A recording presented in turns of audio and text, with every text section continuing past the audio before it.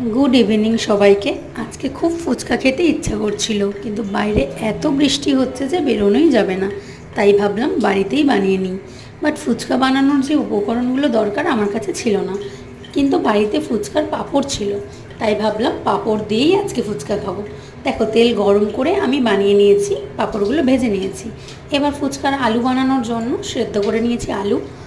নুন, জিরে গুঁড়ো, ধনেপাতা কুচি আর শুকনো লঙ্কা দিয়ে আর একটু পাতিলেবুর রস দিয়ে ভালো করে মেখে নিচ্ছি।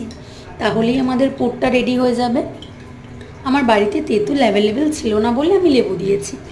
তোমরা চাইলে এখানে তেঁতুলের পাল্প দিতে পারো। এবার টক জল বানাবো, যেহেতু বললামই তেঁতুল নেই, তাই লেবু, নুন আর একটু ধনেপাতা কুচি দিয়ে জলটাও বানিয়ে নিলাম। এবার একটা তোমাদেরকে খেয়ে দেখাই। দেখো কি সুন্দর হয়েছে, আর খেতেও অনেক কিন্তু টেস্টি হয়েছিল।